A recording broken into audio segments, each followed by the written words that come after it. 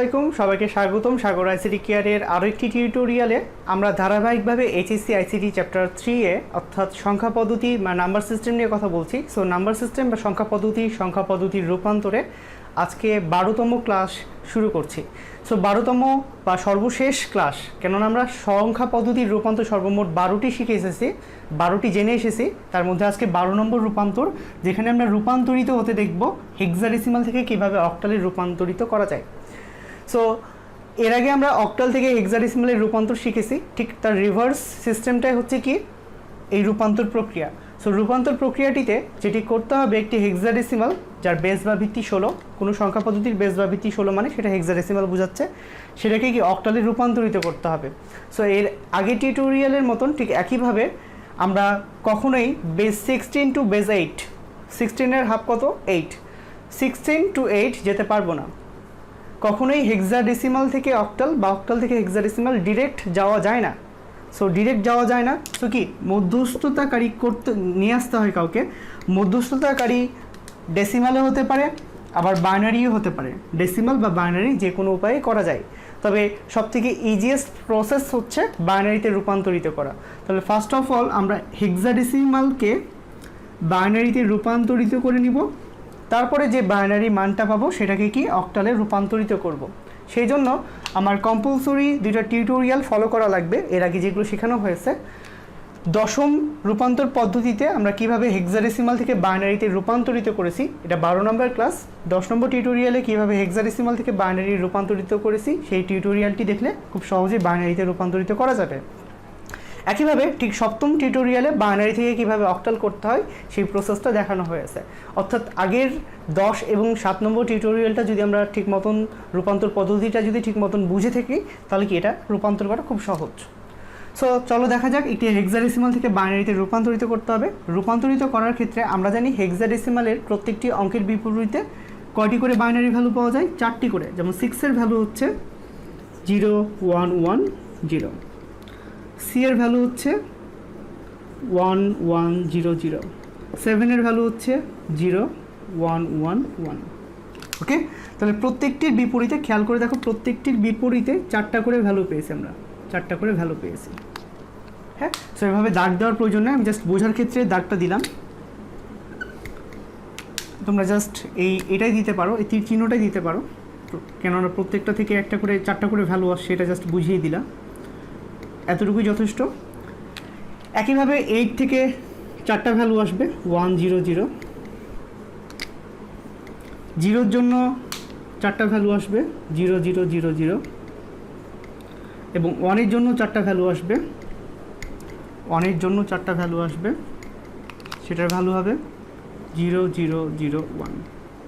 So এই যে আমি ওপরে যে 4টি দাগটা দিলাম, এটা অপ্রয়োজনীয়, আমি জাস্ট এটা বোঝানোর জন্যই তোমাদেরকে দিলাম। দেখো প্রত্যেকটি অঙ্কের বিপরীতে আমরা কীরকম বাইনারি ভ্যালু পেয়ে গেছি, প্রত্যেকটির বিপরীতে এরকম কি বাইনারি ভ্যালু পেয়ে গেছি। সো তীর চিহ্নটা দেওয়া অত্যাবশ্যক না, দিলে ভালো, না দিলে আরও ভালো। সো খেয়াল করে দেখো, এখন যে বাইনারি ভ্যালুটা পেয়েছি, আমরা হেক্সাডেসিমাল থেকে বাইনারি রূপান্তরের প্রক্রিয়া জানি, প্রত্যেকটির মান বের করা যায়। যেমন 6-এর ভ্যালু বের করার জন্য 1 2 4 8-এর সাহায্য নিতে পারি, 1 2 4 8। সো 1 2 4 8-এর 6 মেলানোর জন্য কী কী লাগে, 4 আর 2 লাগে। সো যে দুইটা লাগে সেই দুইটাতে 1, আর যে দুইটা লাগে না সেই দুইটাতে কী দিব, 0। সো 0 1 1 0, 0 1 1 0।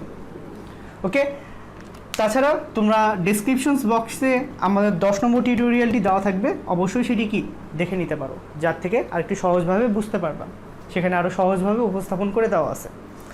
এখন আমরা যেটি করব, যে বাইনারি ভ্যালুটা আছে সেই বাইনারি ভ্যালুটা আমরা জাস্ট কি অক্টালে রূপান্তরিত করব। সো আমরা এর আগেই 7ম টিউটোরিয়ালে দেখেছি একটা বাইনারি ভ্যালুকে কীভাবে অক্টালে রূপান্তরিত করতে হয়। রূপান্তরিত করার ক্ষেত্রে দশমিক বিন্দুকে শাহরুখ খান মনে করে জাস্ট তোমার 3টা করে ব্লক নিতে হবে। অক্টাল মানে কত, বেজ।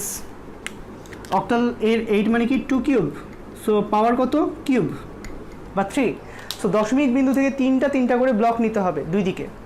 সো 3টা করে ব্লক নেওয়ার জন্য আমরা ব্লক করে দিচ্ছি এভাবে। ব্লকগুলো মিলে যাবে সবসময় তেমনটি নয়, মিলে গেলে ভালো, যদি না মিলে থাকে তাহলে কি প্রত্যেকটি ব্লক 3টা করে অঙ্ক নিয়ে ব্লক করার ক্ষেত্রে 0 দিয়ে দিব দুই পাশে, তবে মাঝখানে 0 দিব না। হ্যাঁ, দুই পাশে হবে, কেননা ব্লকটা তিনটা তিনটা তিনটা এভাবে ছড়িয়ে যাচ্ছে দুই সাইডে। ওকে, এখন যে সর্বমোট 4টি এবং 4টি 8টি ব্লক রয়েছে, 8টি ব্লক থেকে 8টি মান বের হবে। সো ব্লক থেকে মান বের করার পদ্ধতি খুবই সিম্পল। প্রত্যেকটি ব্লকের নিচে 1 2 4 8 দিয়ে করতে পারো। যেমন এখানে 1 2 4 দিলাম, 0 নিচে যে ভ্যালুটা আছে সেটা কাউন্ট করব না, জাস্ট 1 আর 2 আছে, 1 2 প্লাস করলে কত হয়, 3 হয়ে যায়। সো প্রত্যেকটি থেকে একটা ভ্যালু আসবে, যেটা আমি সপ্তম টিউটোরিয়ালে দিয়ে দিয়েছি। ডেসক্রিপশন বক্সে সপ্তম টিউটোরিয়ালটি দেওয়া থাকবে, সেখান থেকে খুব সহজেই তুমি বিস্তারিতভাবে সেই রূপান্তরটি শিখে নিতে পারবে। সো আবারও 0 0 1 আছে, মানে এটার ভ্যালুও 3 হবে।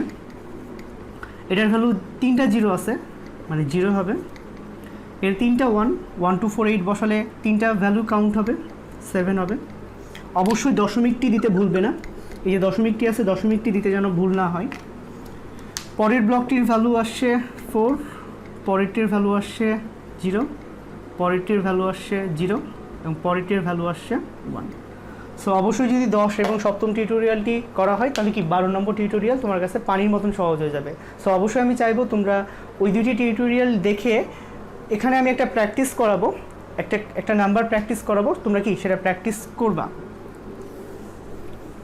আগে ওই দুটো টিউটোরিয়াল কমপ্লিট করে আবার ওখানে ফেরত আসো, আমি একটা প্র্যাকটিস দিব, তাহলে বোঝা যাবে তোমরা সেটা পারছো কিনা।